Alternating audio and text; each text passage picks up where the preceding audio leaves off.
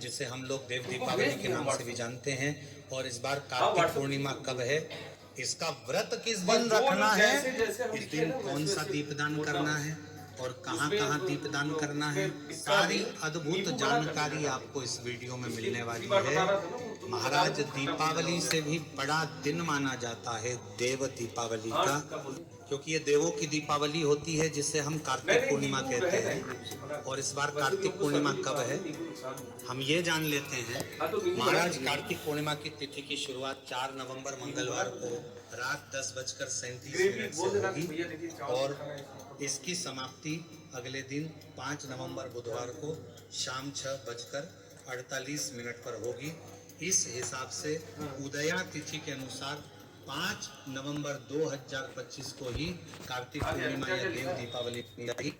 महाराज, इसी दिन कार्तिक पूर्णिमा का स्नान दान और व्रत किया जाएगा और यही दिन देव दीपावली का भी रहेगा। महाराज, अब बहुत सारे लोग पूरे कार्तिक के महीने के नियमों का पालन करते हैं, कुछ स्नान करते हैं, कुछ दीपदान करते हैं। तो पूरे महीने में जो भी आपके स्नान दान में या दीप दान में कमी होती है, वह पूरी कमी कार्तिक की पूर्णिमा के दिन पूरी होती है। तो कुछ दूर महाराज, इसी के साथ में अगर किसी ने पूरे कार्तिक के महीने में कार्तिक स्नान या दीपदान ना भी किया हो, पर अगर वह कार्तिक की पूर्णिमा के दिन इन जगहों पर दीपदान कर देता है तो उसको पूरे कार्तिक के महीने का फल यहाँ पर एक साथ मिल जाता है।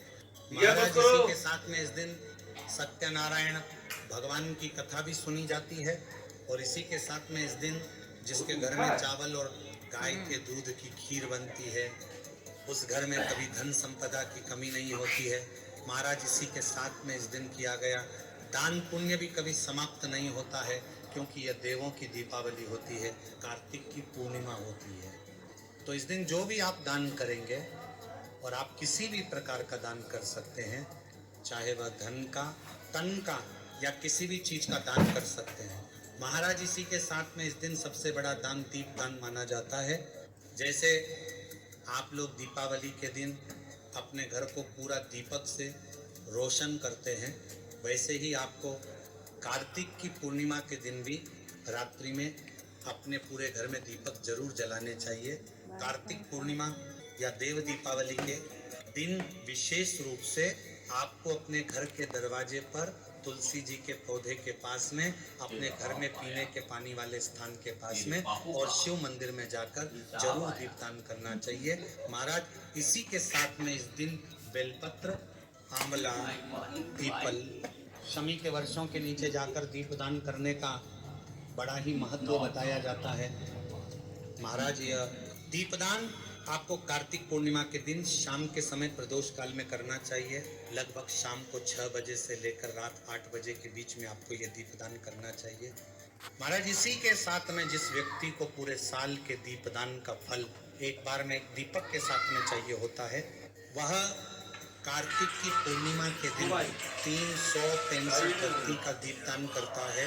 और ये 365 बत्ती के दीपदान को करने से हमें पूरे साल किए गए दीपदान का एक साथ फल मिल जाता है। ये साथ 365 बत्ती का दीपदान करता है। भले आपने पूरे साल कहीं दीपक न जलाए हो, पर कार्तिक पूर्णिमा के दिन 365 बत्ती की एक बत्ती बनाकर अगर आप इस दीपक को तुलसी जी के पौधे के पास में बेलपत्र, शमी, आंवला या शिव मंदिर में जाकर जलाते हैं तो भगवान भी आपसे बहुत प्रसन्न होते हैं और आपको पूरे साल के दीपक जलाने का फल एक साथ मिल जाता है। महाराज, इस बार कार्तिक पूर्णिमा 5 नवंबर 2025 के दिन है। इसी के साथ में इसके एक दिन पहले 4 नवंबर 2025 को वैकुंठ चतुर्दशी का दिन होता है, जिस दिन को भगवान शिव और भगवान विष्णु जी के मिलन का दिन कहा जाता है। और यह दिन हरिहर के मिलन का दिन भी होता है और वैकुंठ चतुर्दशी का दिन भी बहुत ही ज्यादा खास और विशेष माना जाता है, क्योंकि इस दिन 14 दीपों का दान मध्य रात्रि में किया जाता है। और इस दिन भगवान विष्णु जी को चढ़ाई गई तुलसी शिव जी पर चढ़ती है और शिव जी की बेलपत्र भगवान विष्णु जी को चढ़ती है। पूरे साल में सिर्फ यही एक ऐसा दिन माना Ouch.